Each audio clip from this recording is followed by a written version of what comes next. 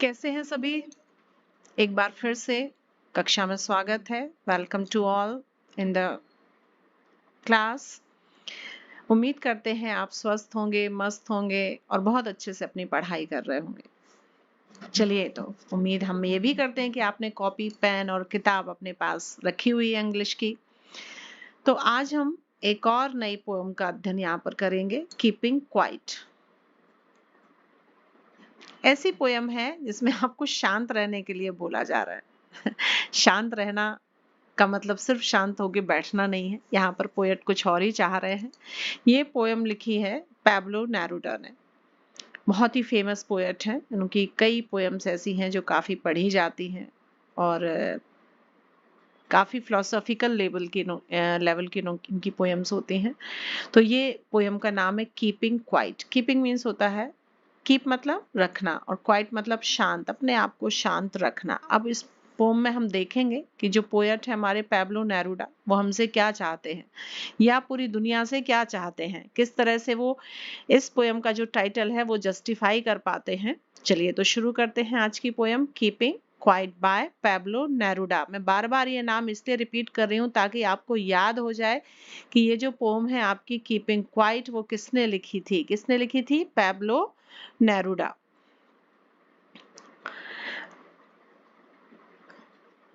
Pablo Neruda wants, इस poem में जो पैब्लो नेरुडा हैं वो क्या चाहते हैं? वांट मतलब चाहना।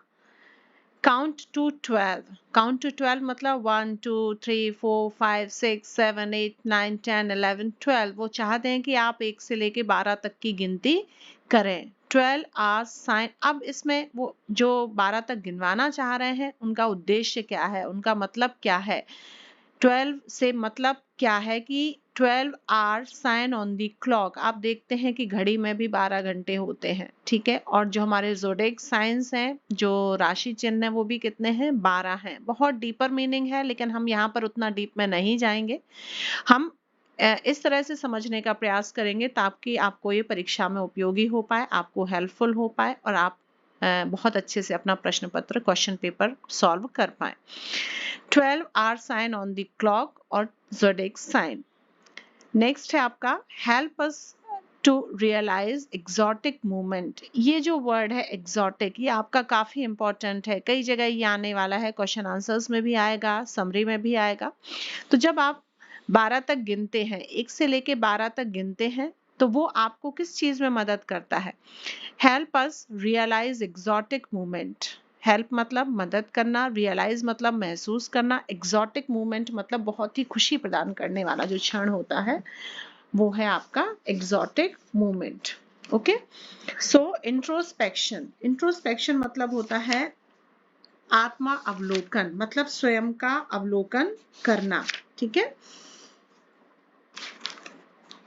यहाँ पर स्वयं का अवलोकन करना क्यों जरूरी है ये हम पोयम में आगे भी जानेंगे। इसमें पोएट ने बहुत अच्छे से समझाने का प्रयास किया है कि स्वयं का अवलोकन क्यों जरूरी है। और तीसरा इसमें जो है कि अगर आप 1 से 12 तक गिनते हैं तो और इसके क्या क्या फायदे हैं। ये जो आपकी नीचे वाला जो लिखा हुआ है ये उस 12 तक गिनने के फायदे जो कवि चाहते हैं, जो पैब्लो नेरुडा है वो चाहते हैं कि अगर आप 12 तक गिनेंगे तो आप क्या क्या कर पाएंगे या क्या क्या आपको महसूस होगा। तो फर्स्ट है help us realise exotic movement. Exotic मतलब मोहक, मनमोहक, बहुत खुशी प्रदान करने वाला, आनंद प्रदान करने वाला मूवमेंट आप रियलाइज कर पाएंगे। इंट्रोस्पेक्शन, ये वर्ड भी आपका काफी इंपॉर्टेंट है, नया वर्ड होगा आपके लिए। इंट्रोस्पेक्शन मतलब होता है आत्मा अवलोकन। अवलोकन का मतलब होता है खुद को ऑब्जर्व करना, खुद को ऑब्जर्व करके देखना, क्या सही क्या गलत, मैं कितना खुश कितना दुखी, ये इंट्रोस्पेक्शन में आता है। तीसरा है finding solutions to the problems. और अगर आप 1 से 12 तक गिनते हैं तो कवि के अनुसार आप बहुत सी समस्याओं के हल, सॉल्यूशन मतलब हल और प्रॉब्लम मतलब समस्या और फाइंडिंग मतलब ढूंढना, आप बहुत सी समस्याओं के हल ढूंढ पाएंगे। तो ये पैब्लो नेरुडा है जो ये चाहते हैं कि अगर आप काउंटिंग करते हैं 1 से 12 तक, ये साइन ऑफ क्लॉक है, ज़ोडिएक साइन है, आप इतना बस याद रखें। और यहाँ पर कवि हमको 1 से 12 तक काउंटिंग करने के लिए बोल रहे हैं, और अगर आप वो काउंटिंग करते हैं तो वो किन किन चीजों में आपको हेल्पफुल होगा। तो याद क्या रखना है, realise exotic movement, introspection and finding solutions to the problems. चलिए आगे चलते हैं। Poet wants let's not speak in any language. आगे कवि चाहते हैं कि जो पोएट हैं, पोएट कौन है, याद कीजिए, पैब्लो नेरूडा। जो पोएट हैं वो क्या चाहते हैं, let's not speak in any language, कि हम किसी भी भाषा में बात नहीं करते हैं। उन्होंने ऐसा निश्चय किया है कि चलिए कुछ देर के लिए हम सारी भाषाएं छोड़ देते हैं और हम किसी भी भाषा में बात नहीं करेंगे। अब अगर ऐसा नहीं करेंगे, लेट्स नॉट स्पीक मतलब बोलना, और लैंग्वेज मतलब भाषा, कि हम किसी भी भाषा में बात नहीं करते हैं, तो इसका फायदा क्या होगा, helps to stop quarrels among themselves। अगर दुनिया के सारे लोग थोड़ी देर के लिए चुप हो जाएं, तो आप उस सीन को इमेजिन कीजिए कि वो क्या सीन होगा, कि सारी दुनिया में सारे लोग थोड़ी देर के लिए, भले वो 1 से 12 तक गिनने तक ही शांत हो जाएं, चुप हो जाएं, वो किसी भी भाषा का प्रयोग ना करें, केवल आंखों की भाषा बोलें। आंखों की भाषा भी होती है भाई, है ना। तो वो आप कल्पना करके देखिए, सोचिए कि अगर ऐसा होगा तो क्या होगा, क्या क्या हो सकता है। सबसे जो पहली चीज होगी कि आपके जो दूसरों से झगड़े होते हैं, बोल अरे उसने ऐसा बोल दिया, अरे मुझे उसकी ये बात बुरी लग गई, उसने ऐसा कर दिया, ये सारी चीजें झगड़े की जो जड़ है वो खत्म हो जाएंगी। तो इस पोएम में जो पोएट हैं पैब्लो नेरूडा, वो चाहते हैं कि हम किसी भी भाषा में बात ना करें, let's not speak in any language, हम किसी भी भाषा में बात नहीं करें। तो इससे क्या होगा, helps to stop quarrels among themselves. ये बहुत आपको हेल्पफुल होने वाले हैं ये वर्ड्स, क्योंकि इन्हीं से आपकी समरी बननी, और इन्हीं शब्दों से, इन्हीं सेंटेंसेस से जो आपके क्वेश्चंस पेपर में आएंगे, आप उनको लिख पाने में सक्षम होंगे, आप उनको कर पाने में माहिर हो जाएंगे। So helps to stop quarrels among themselves। अगर आप किसी भी भाषा का प्रयोग करना बंद कर देते हैं थोड़ी देर के लिए, तो जब से इम्पोर्टेंट जो चीज होगी वो क्या होगी, दुनिया के सारी झगड़े फसाद खत्म हो जाएंगे। ऐसा कवि चाहते हैं, कवि कह रहे हैं। ओके, अब जब आप पोयम को डीप में पढ़ेंगे, चूंकि हम यहाँ पर डीप में नहीं जा रहे हैं, आपको पोयम लाइन टू लाइन नहीं समझा रहे हैं, हम आपको यहाँ पर वो सम अप करने का प्रयास कर रहे हैं जो कि आपके लिए हेल्पफुल है, आपको जानना बहुत जरूरी है। बेसिक जो चीजें पोयम की हैं वो हम यहाँ पर डिस्कस कर रहे हैं। अब इसमें एक फिशरमैन भी है इस पोयम में, जिनका डिस्कशन इन्होंने किया है कि अगर दुनिया थोड़ी देर के लिए थम जाती है, तो जो फिशरमैन है, जो फिशेस हैं, कोल्ड सीज हैं, उनमें क्या परिवर्तन होंगे, है ना, किस तरह से चीजें चेंज हो जाएंगी। ठीक, तो यहाँ पर जो फिशरमैन, फिशरमैन मतलब होता है मछुआरे, जो मछली पकड़ने का काम करते हैं, वो कौन होते हैं, फिशरमैन। ये वर्ड इंपॉर्टेंट है, आपको आना चाहिए। फिश मतलब मछली और फिशरमैन मतलब मछुआरे। वो क्या करते हैं, do catch whale fish in the cold sea. वो समुद्र में जो वेल फिश होती हैं, वेल मछलियां होती हैं ना, उनको पकड़ते हैं। Don't should not hurt the whale in the sea. अगर वो थोड़ी देर के लिए चुप हो जाएं, मतलब वो इनएक्टिव हो, यहाँ इनएक्टिविटी से मतलब नहीं है, यहाँ पर शांति से मतलब है। यहाँ रुकने से मतलब पोएट का इनएक्टिव होना नहीं है कि आप कर्महीन हो जाए, लेकिन उनका कहना यह है कि अगर ऐसा होता है तो जो वेल में मछलियां हैं वो परेशान नहीं होंगी, सॉरी समुद्र में जो मछलियां हैं वो परेशान नहीं होंगी। अगले स्टेंजा में उन्होंने कहा, बताया है हमको पैब्लो नेरूडा ने, काइंड्स ऑफ वॉर, युद्ध कितने प्रकार के होते हैं। युद्ध हम सभी जानते हैं, युद्ध बहुत आप सोशल स्टडीज में पढ़ते हैं और भी पढ़ते हैं। अभी रिसेंटली यूक्रेन वाला युद्ध हुआ है, हम सभी जानते हैं। जो युद्ध इसमें पैब्लो नेरूडा ने बताने का प्रयास किया है वो है green wars, wars with gases, wars with fire. Important है, आपको पता होना चाहिए। ये कीवर्ड्स हैं। कीवर्ड का मतलब मैं कई बार बता चुकी हूँ, एक बार फिर से बताती हूँ। ऐसे शब्द जिनसे प्रश्नों की चाबी खुलती है ना, वो ऐसे शब्द, वो चाबी होते हैं जो प्रश्न का उत्तर देने में पूरा उत्तर उसमें समाहित हो जाता है ना। तो ये कीवर्ड्स हैं। क्वेश्चन आता है कि what are the kinds of war mentioned by the poet, तो आप लिख पाएंगे green wars, wars with gases, wars with fire. Green wars का मतलब यहाँ पर इन्वायरमेंट से है कि इन्वायरमेंट को किस तरह से हानि पहुंचाते हैं, डिफॉरेस्टेशन हो रहा है, बहुत सी चीजें चल रही हैं।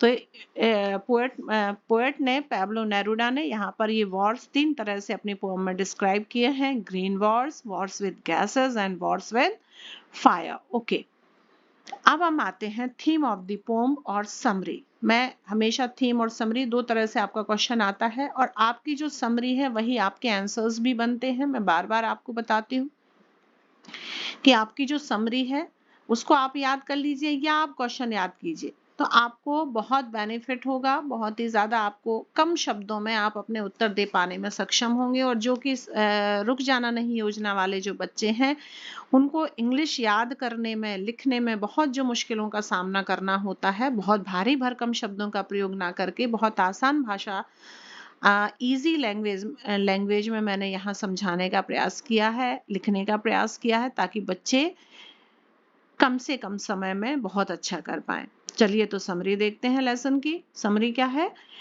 जो आपकी पोएम है, पोएम का नाम क्या है? Keeping quiet. और इसके राइटर कौन है, लेखक कवि कौन है? Pablo Neruda. चलिए तो समरी देखते हैं। Helps to understand ourselves. अगर आप चुप रहते हैं तो आप क्या कर सकते हैं? हम स्वयं को समझ सकते हैं। अंडरस्टैंड मतलब होता है समझना, और अवर सेल्फ मतलब स्वयं। Keeping quiet helps to understand our selves, मतलब अगर हम चुप रहते हैं, चुप रहने का प्रयास करते हैं, तो हमें खुद की बेहतर समझ आती है।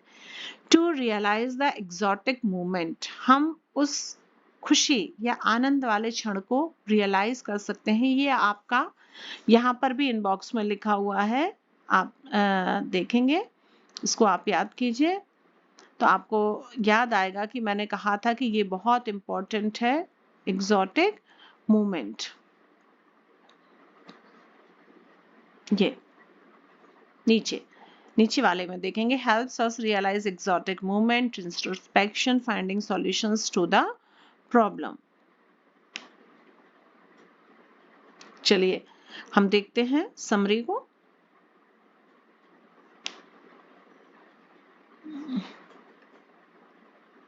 Okay, so to realise the exotic movement आप याद रखेंगे, क्वेश्चन में आता है ये। और क्या क्या हो सकता है अगर हम चुप रहते हैं तो? कीप क्वाइट, क्लास में टीचर्स बोलते हैं ना अधिकतर स्टूडेंट्स, कीप क्वाइट, ये वही कीप क्वाइट है, लेकिन वो है आपको डांटने वाला कि आप शोर करते हैं। और वो एक तरह से पोएट जो हैं वो चाहते हैं कि दुनिया का शोर कम हो, है ना। तो relaxes our body and mind, अगर आप थोड़ी देर, कहते हैं ना थोड़ी देर चुप हो जाओ, थोड़ी देर के लिए शांत बैठ जाओ, अच्छा लगेगा, तो ये वही है। रिलैक्स मतलब एकदम रिलैक्स हो जाना, रिलैक्स फील करना, फ्री फील करना। आवर बॉडी एंड माइंड, दोनों, अपने शरीर को भी और अपने दिमाग को भी शांति मिलती है, हम रिलैक्स फील करते हैं।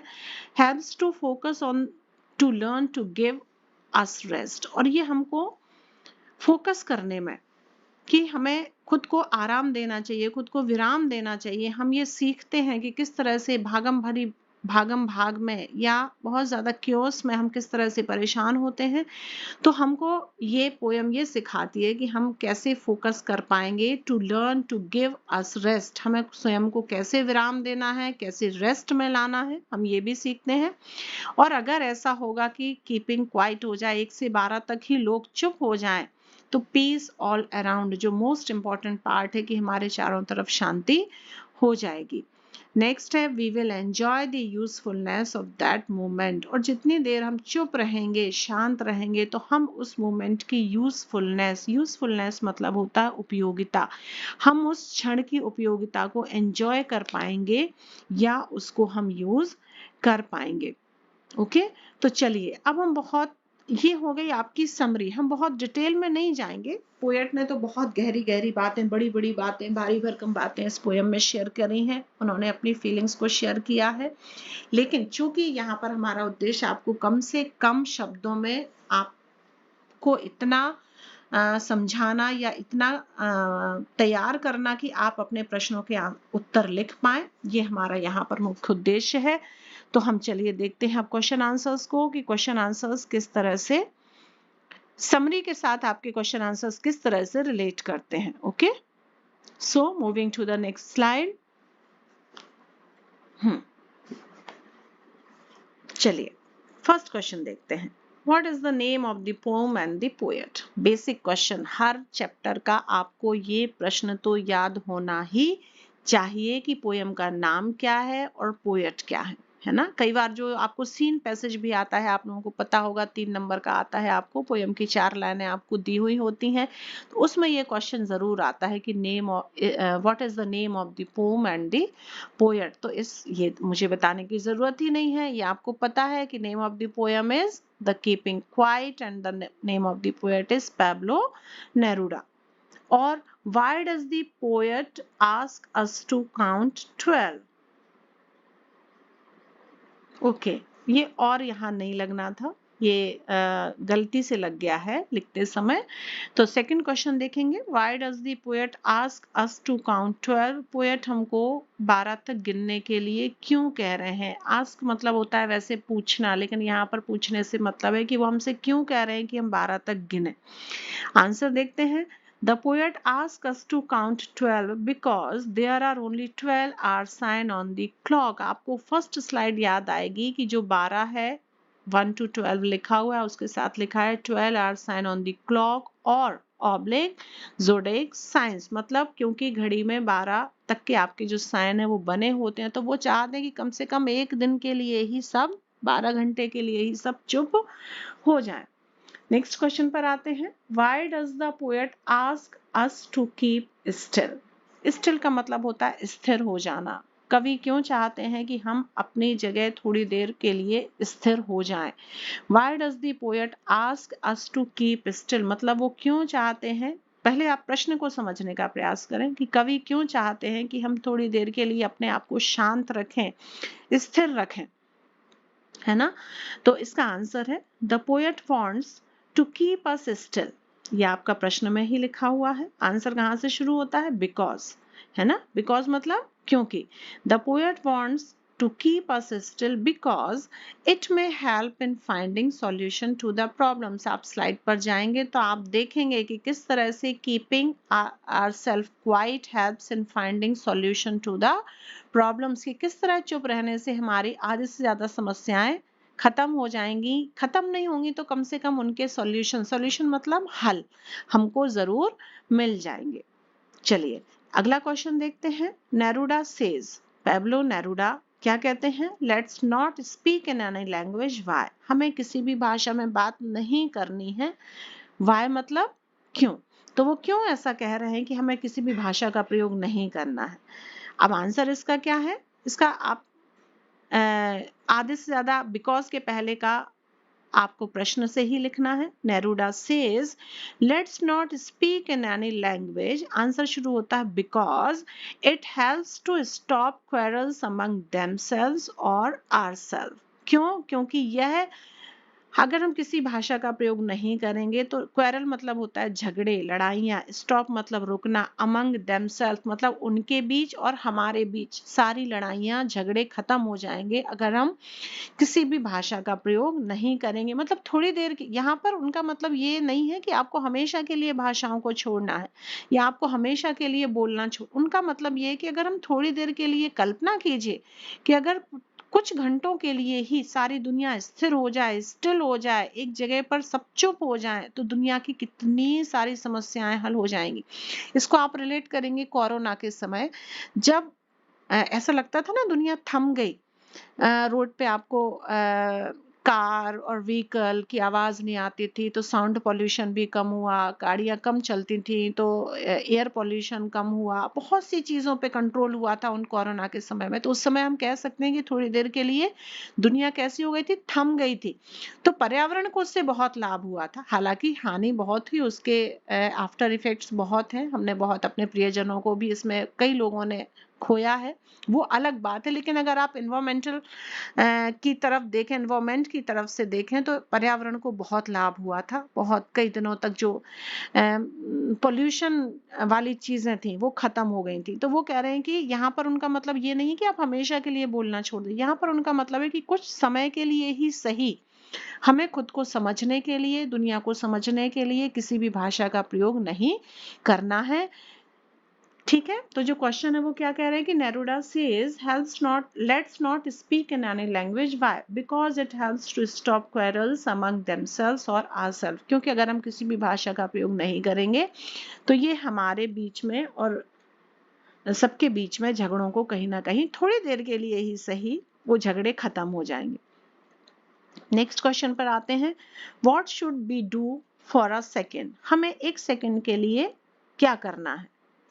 ये कवि ने जो पोयम के माध्यम से हमें कहना चाहा है, through the poem he wants to say that we should stop to do anything for a second, कुछ क्षणों के लिए ही सही हमें सब कुछ करना बंद कर देना चाहिए। वी शुड स्टॉप, स्टॉप मतलब रुक जाना, स्टॉप कहते हैं ना, बस स्टॉप है, रेलवे स्टॉप है, रिक्शा स्टॉप है, ऑटो स्टॉप है, स्टॉप मतलब होता है रुकना, वहां खड़े होना। We should stop to do anything for a second, हमें कुछ भी करना कुछ सेकंड के लिए बंद कर देना चाहिए, मतलब हम कुछ क्षण के लिए एकदम शांत चित्त होकर बैठे, पीसफुली बैठे, काम होके बैठे, ठीक है।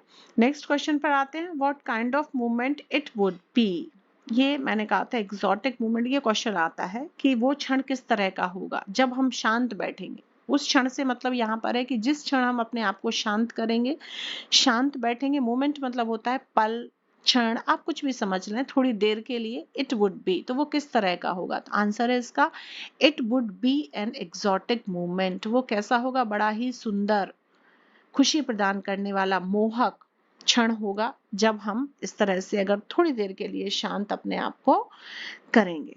ओके, नेक्स्ट क्वेश्चन है, ये आपको ही देने हैं, यहाँ सिर्फ क्वेश्चन और मैं चाहती हूँ कि इनके आंसर्स आप स्वयं से सर्च करें, है ना। स्वयं से सर्च करने का मतलब इसी स्लाइड में आपको बिल्कुल इजी और कहना चाहिए क्लियर शब्दों में आपको आंसर्स दिखाई देंगे। आप स्लाइड्स को देखेंगे तो आप खुद समझ पाएंगे कि इंग्लिश भाषा कितनी सरल है, और हम तो अरे हमने तो इसका आंसर ढूंढ लिया। What do the fisherman do in the cold sea, question क्या है कि फिशरमैन कोल्ड सी में क्या करते हैं, तो आप देखेंगे फिशरमैन के नीचे जो एक चित्र बना हुआ था जिसमें डू और डोंट लिखा था, है ना। तो they catches the whale in the cold sea, ये इसका आंसर है। नेक्स्ट क्वेश्चन है, what should the fisherman not do, उन्हें क्या नहीं करना है अगर वो थोड़ी देर के लिए शांत हो जाती है, पूरी दुनिया थम जाती है, तो जो वेल वेल फिशेस हैं कोल्ड सी में, उनको वो हर्ट करना बंद कर देंगे। नेक्स्ट है, according to Pablo where should be focus, Pablo के अनुसार हमें कहाँ फोकस करना चाहिए, तो आप जब इसकी समरी पर जाएंगे,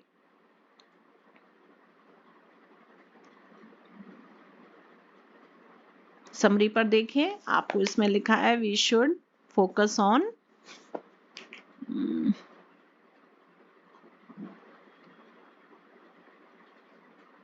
हाँ समरी में देखें, फोर्थ वाली लाइन आप देखेंगे, helps to focus on to learn to give us rest, हमको किस पर फोकस करना है, हेल्प्स टू फोकस, अगर हम चुप होते हैं थोड़ी देर के लिए अपने आप को शांत रखते हैं तो हम ये सीखेंगे कि हमें कैसे थोड़ा सा विराम लेना चाहिए, है ना। तो ये क्वेश्चंस आपके करने के ही हैं, ये आप ही इनके आंसर्स लिखेंगे। लास्ट क्वेश्चन है, how many kinds of war mentioned in the poem, poem में कितने तरह के युद्ध के बारे में बताया गया है, ये इसका आंसर बिल्कुल बताने लायक नहीं है। ये क्वेश्चन मैं जानती हूँ कि आप लोग बहुत अच्छे से लिख लेंगे। कौन कौन से वॉर्स हैं, green wars, war with fires, और कौन से हैं भाई, बताएं जल्दी, है ना।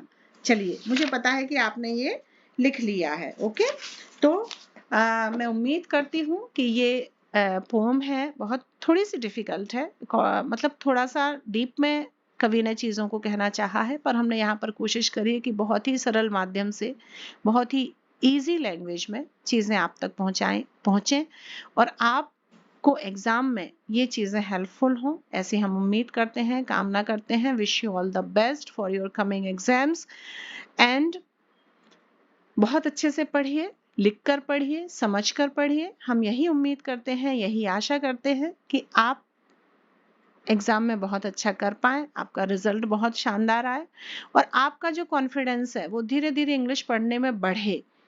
शुरुआत हमेशा छोटे से होती है, छोटे से शुरुआत कीजिए, निश्चित तौर पर आगे चल के आप बहुत ही ज्यादा एक अच्छे इंसान भी बनेंगे और पढ़ाई में भी अच्छा कर पाएंगे।